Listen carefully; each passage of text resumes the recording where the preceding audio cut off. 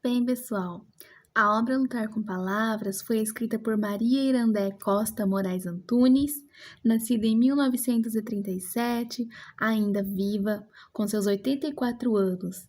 Ela possui graduação em Línguas Neolatinas pela Universidade Federal do Ceará, em 1963, fez mestrado em Linguística pela Universidade Federal do Pernambuco, em 1986, e doutorado em Linguística pela Universidade de Lisboa, em 1993, onde defendeu sua tese sobre a coesão do texto.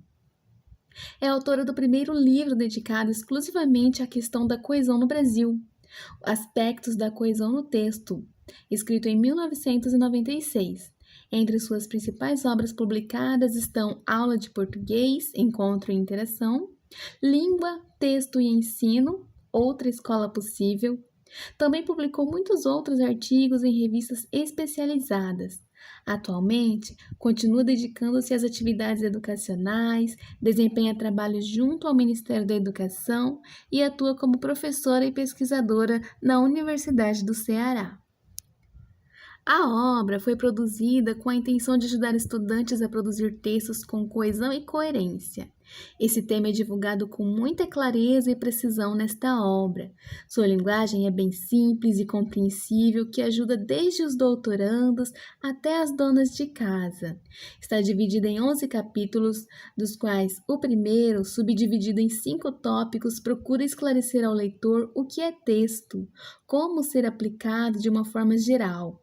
Do segundo capítulo ao oitavo, o tema coesão é muito bem explanado. Haja vista que, no segundo, em 2 tópicos tem-se as definições e funções da coesão, seguidas das relações textuais que fazem a coesão apontadas logo no terceiro capítulo. Do quarto ao sexto é abrangido os procedimentos e recursos, dando então ênfase à paráfrase, ao paralelismo e à repetição propriamente dita como partes dos recursos de repetição e substituição gramatical, lexical e retomada por elipse como recursos de substituição. Logo no capítulo 7 é analisada a coesão pela associação semântica entre as palavras, e no 8º capítulo finaliza então o tema com a coesão pela conexão. O 9º e 10º capítulos englobam conteúdos sobre a coesão, o léxico e a gramática, e a coerência. Por fim, fala-se no 11º capítulo em um breve texto sobre a importância da gramática, sobre escrever corretamente, não só escrever por escrever, ou seja, para não escrever errado, mas sim porque a compreensão da coesão e da coerência é extremamente benéfico a qualquer pessoa, sobretudo aquelas que, de alguma forma, fazem da linguagem seu instrumento de trabalho e que nos ensina a usar de fato as palavras, assim como é colocado pelo título da obra, lutar com as palavras, e não apenas escrever poeticamente. Para finalizar a obra, nas últimas páginas tem-se as fontes e referências bibliográficas apresentadas ao longo do livro. Bem, antes de começar o primeiro capítulo, é colocada uma breve apresentação sobre como construir um bom texto sem se estressar, com palavras simples de entender e agradável de se ler. Logo após, já iniciando o capítulo 1, no primeiro tópico são colocadas análises sobre o estudo da língua, seguido do tópico 2, que analisa mais sobre as insuficiências do uso da língua. No terceiro tópico, dá-se ênfase ao que seria o processo de escrever textos, destacando-se em 10 subdivisões. Analisa as concepções que se tem do que seja escrever. No quarto tópico é colocado mais explicitamente as definições de texto, com maior destaque, dá ao leitor uma maior clareza do porquê do texto.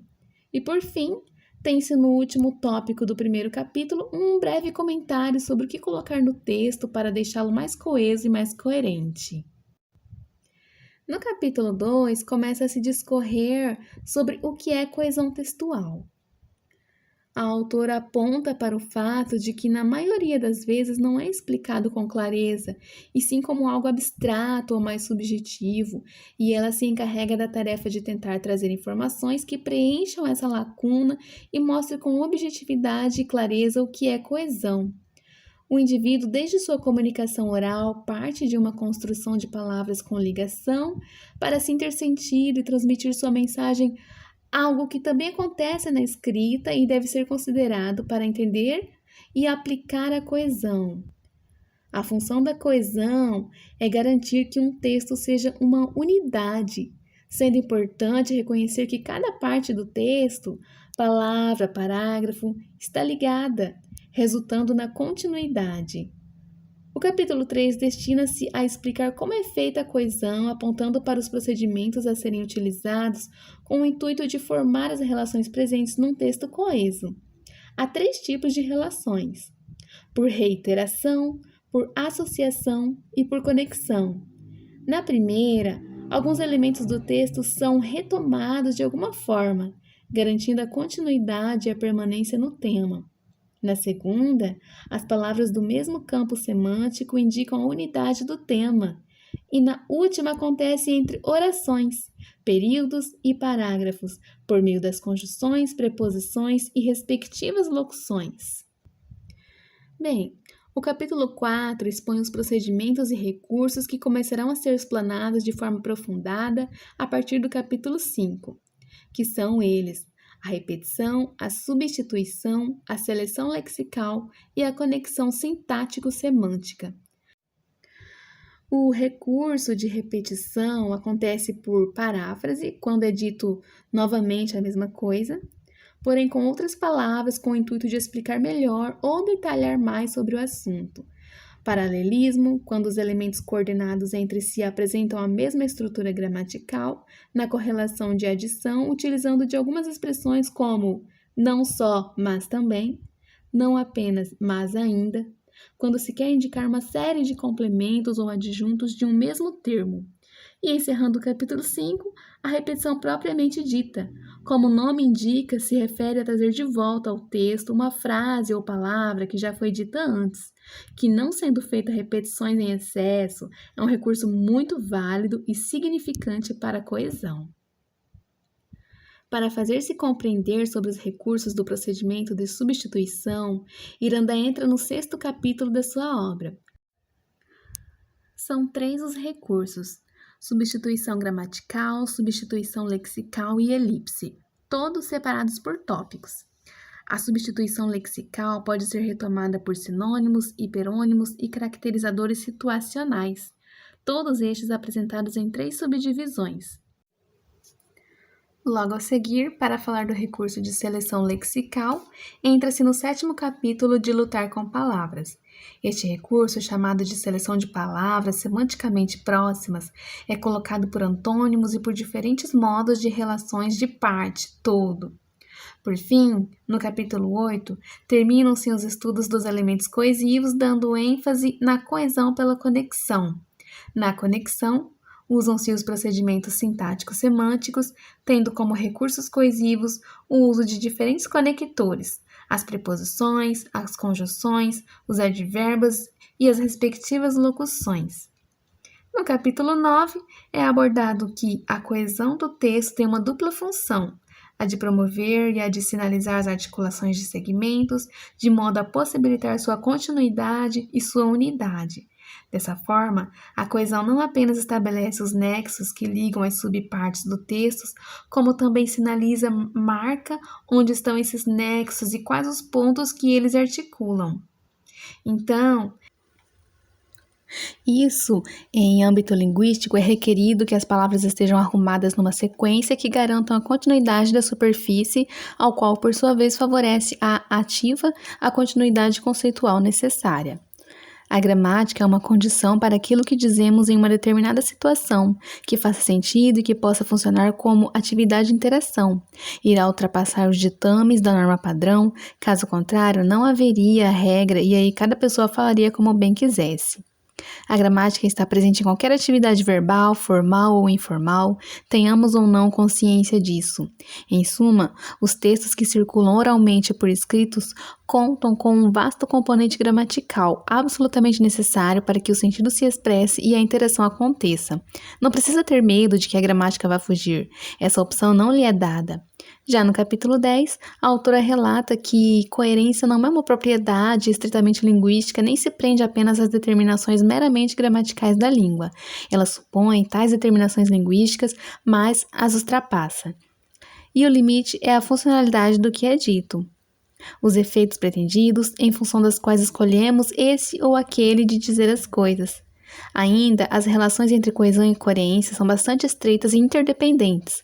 Quer dizer, não há uma coesão que exista por si mesma e para si mesma. A coesão é uma decorrência da própria continuidade exigida pelo texto, a qual, por sua vez, é a exigência da unidade que dá coerência ao texto. Tal interdependência entre a coesão e a coerência foi comumente sentida por muitos estudiosos da linguística de texto. Por exemplo, para Halliday e Razan, tudo é coesão, pelo menos em seu livro Cohesion English, de 1976, em apenas pouquíssimas passagens eles falam em coerência. Por outro lado, Charolles, de 1978, o faz sem se referir à questão da coesão, embora inclua entre as regras da coerência determinações que coincidem claramente com alguns dos recursos coesivos apontados por outros autores. Para finalizar a obra, no capítulo 11 nos é relatado que, como herança de uma compreensão equivocada do que seja uma língua e consequentemente do que seja gramática, carregamos até hoje a ideia de que questões de língua se reduzem a questões de gramática, mais precisamente a questões de certo e errado. A grande maioria das pessoas somente vê a língua sob o prisma da correção gramatical. Estudam português, por exemplo, para não falar errado, como se a correção gramatical fosse a única exigência de um texto bem falado ou bem escrito. Vemos assim que a língua não é um sistema de signos isolados do resto do mundo. Tudo o que acontece, tudo o que é pensado, o que é previsto, o que é concebido, aparece refletido na linguagem, não com a total finalidade de um espelho ou de uma fotografia, tampouco como se a língua fosse uma espécie de nomenclatura disponível para que se possa simplesmente dar nomes corretos a todas as coisas. A língua envolve diferentes fatores em interação e seus usos nunca podem ser vistos apenas como materiais linguísticos. Falta à escola perceber isso. Bem, neste livro, Irandé Antunes argumenta sobre os mecanismos de construção textual de modo acessível. O livro é didático, tem linguagem de fácil compreensão e muitos exemplos. Num texto, tudo vem encadeado e a propriedade pela qual se cria e se sinaliza toda espécie de ligação que dá ao texto unidade de sentido ou unidade temática. Após a leitura da obra, percebemos que o interesse da autora é mostrar sua preocupação com relação às dificuldades encontradas pelos alunos para escrever com êxito um texto coeso. Antunes utiliza em sua obra uma linguagem simples e de fácil compreensão para que assim atinja um de seus objetivos, que é o de atender a todos os públicos. A autora escreve com muita clareza e objetividade o que realmente deve ser estudado no texto. Ela não só esclarece vários aspectos relacionados à coesão e coerência, como também enfatiza a importância de praticar a escrita de um texto para cultivar essa habilidade, pois explica que só se aprende a escrever com êxito através do ato de tentar. Ainda nesse sentido, a autora desenvolve argumentos com muita excelência. Por exemplo, ao afirmar que se os alunos continuarem a escrever sem um propósito anterior, não fizerem nada, não escreverem para ninguém, nunca desenvolverão a capacidade de produzir textos. Ainda assim, percebe-se que ela fala para pessoas simples ao usar vocabulários do nosso cotidiano. Similarmente, esta obra possibilita ao leitor refletir a respeito de sua oralidade no dia a dia, visto que ao explicar os sentidos e as necessidades de mudarmos nosso vocabulário, quando o leitor entra em contato com a obra, logo percebe e sente a necessidade de falar melhor, de escolher melhor as palavras, pois ela nos incentiva, com sua linguagem simples, a desenvolver um prazer pelo falar melhor. Além de Irandé falar sobre os mecanismos de construção textual de modo acessível, o livro ainda tem os vocabulários muito bem escolhidos e selecionados. Qualquer pessoa que passa a ler esse livro percebe claramente sua objetividade e clareza. Os temas estão muito bem separados por tópicos e subtópicos, sem palavras difíceis, sem mistérios. O sumário da obra está muito bem explanado, com detalhamentos de cada parte, ou seja, das subdivisões dos capítulos. Entretanto, se por um lado a obra possui esses aspectos positivos, por outro há alguns pontos que poderiam ser mais aperfeiçoados para que assim alcançasse maior grau de satisfação. Por exemplo, em alguns pontos de determinados capítulos da obra, a autora faz uso excessivo de exemplos para explicar determinados contextos, e isso acaba deixando a leitura bastante cansativa. Entretanto, vale ressaltar que isso já era de sabedoria da autora e, ciente disso, ela utilizou-se ainda deste recurso para fixar melhor suas ideias. Bem, por fim, indicamos esta obra a todo e qualquer público. Trata-se de uma leitura agradável e útil não apenas para professores ou estudiosos da área de letras, mas para todos que usam a língua, desde os donas de casa, alunos de ensino fundamental ou médio, do ensino superior, doutores e mestres, pois a autora foi bastante feliz ao escrever fazendo uso dessa linguagem que usamos em nosso cotidiano. De propósito, Irandé se utilizou de uma linguagem não científica para se fazer ser entendida, inclusive por leigos na área. O interesse pelo estudo do texto não deve ficar restrito à sala de aula. Se a linguagem está presente em nosso cotidiano, é imprescindível conhecer as técnicas para aprimorar essa competência e produzir textos orais e escritos cada vez melhores. Nesse sentido, qualquer pessoa que almejar ler esta obra entenderá e a compreenderá sem complicações.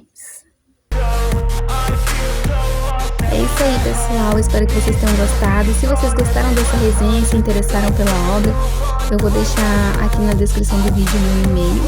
Vocês mandam um e-mail dizendo que querem o livro, eu tenho ele em PDF e eu mando para vocês por e-mail de vocês, tá?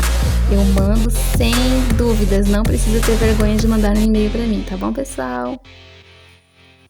Um abraço, bons estudos!